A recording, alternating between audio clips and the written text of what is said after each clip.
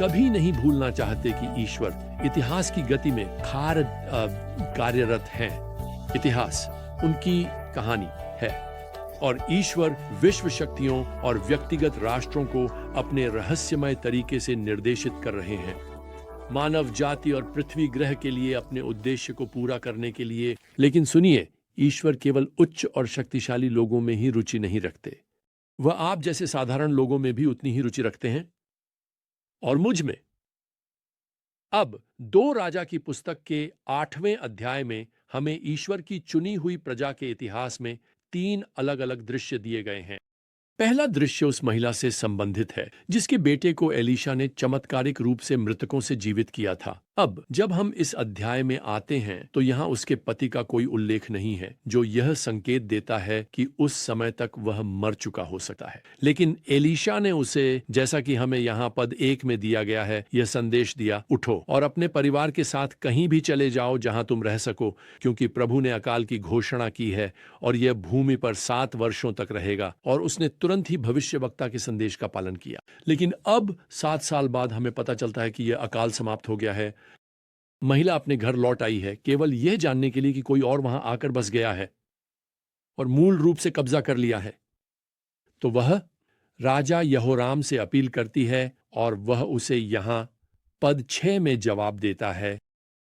राजा ने उसके लिए एक अधिकारी नियुक्त किया, यह कहते हुए उसकी सारी संपत्ति वापस करो, साथ ही उन सभी खेतों की उपज भी जिस दिन से उसने भूमि छोड़ी थी तब से लेकर अब तक। अब मुझे आपसे पूछना है, क्या एक दुष्ट राजा अहाब का पुत्र को एक विधवा के प्रति दयालु बना सकता है जो वास्तव में उसके राज्य के लिए कुछ भी नहीं कर सकती? खैर, हमें यहां पद 4 और 5 में बताया गया है कि जब वह महल में आती है तो एलीशा का पूर्व सेवक गेहजी राजा को सभी महान चीजें बता रहा है जो एलीशा ने किया है। तो इस बातचीत के समय को यहां पद 5 में समझे। वह राजा को बताया कि एलीशा ने मृतकों को जीवन में वापस लाया। वह महिला जिसका बेटा उसने जीवन में वापस लाया था, घर और भूमि के लिए राजा से अपील कर रही थी। क्या यह एक संयोग है? क्या यह, आप जानते हैं, बस किसी तरह का भाग्यशाली समय है? ओह नहीं, इससे बहुत दूर। ईश्वर राज्य में सिर्फ एक साधारण महिला के पक्ष में काम कर रहा है। आप सोचें कि गेहजी को राजा से बात करने कैसे मिली। मेरा मतलब है, आखिरी बार जब हमने उसे देखा था वह कुष्ठ रोग से ढका हुआ था। खैर, हमें नहीं बताया गया।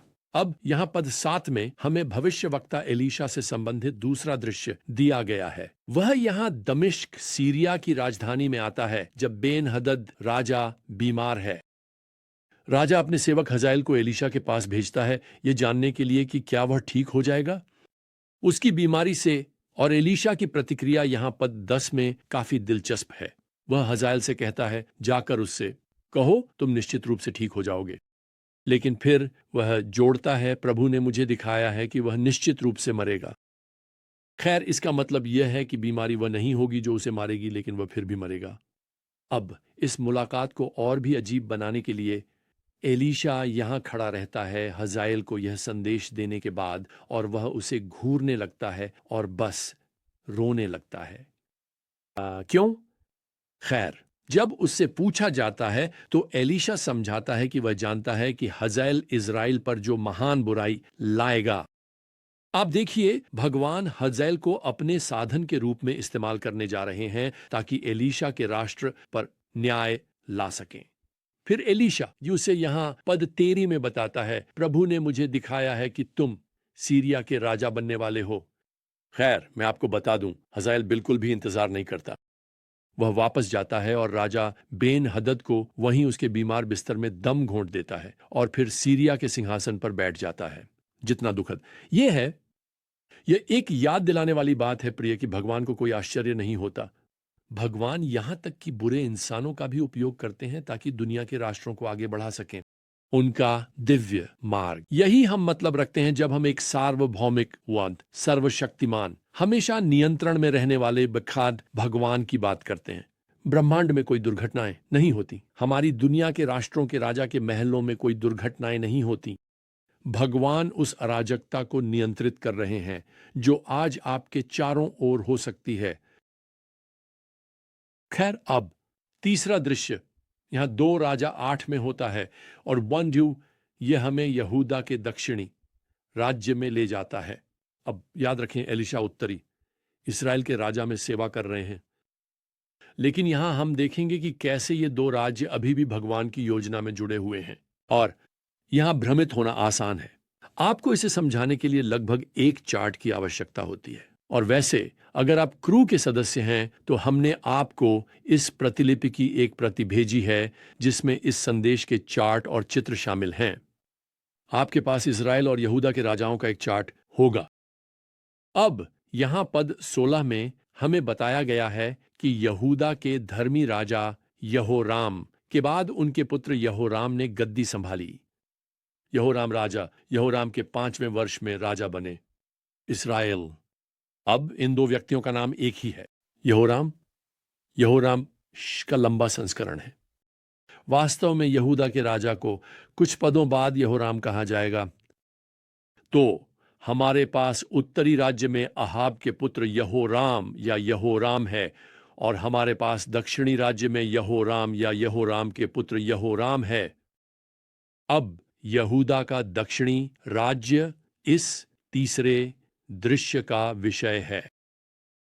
आपको याद होगा कि यहोराम के पिता ने वर्षों पहले मूर्खतापूर्ण तरीके से अहाब के साथ गठबंधन किया था। वास्तव में यहोराम ने राजा अहाब की बेटी अहज्याह से शादी की, और वह अपनी मां इजेबेल की तरह ही है।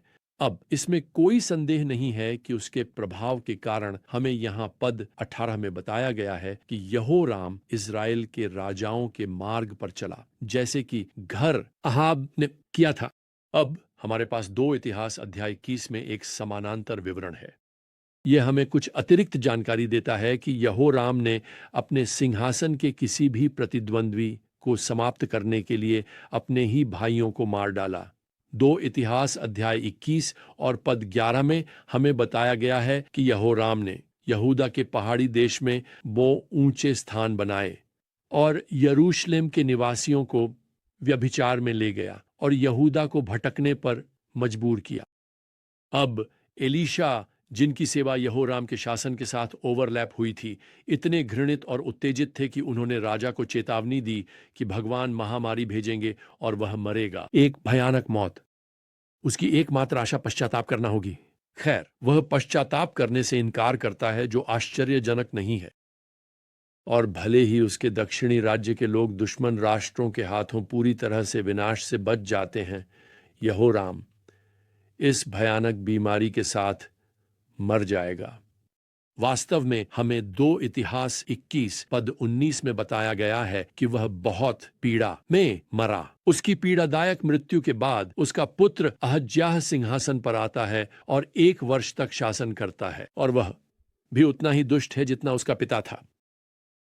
खैर, राजा अहज्याह भी उत्तरी इजराइल के राजा यहोराम के साथ जुड़ जाता है, और साथ में वे राजा हजाएल और सीरियाई राष्ट्र के खिलाफ लड़ते हैं।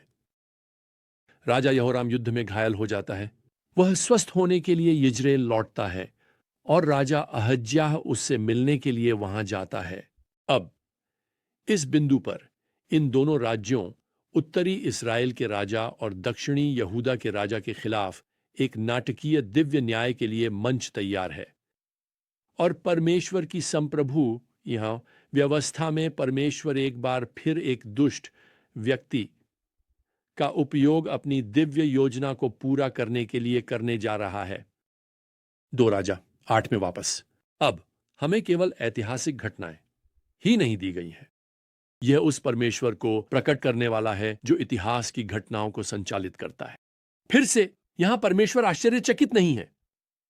वह इस बात की चिंता नहीं कर रहा है कि क्या हो सकता है। और जैसा कि मैंने पहले कहा है, मैं फिर से कहूंगा, त्रिमूर्ति की कभी कोई आपातकालीन बैठक नहीं हुई है।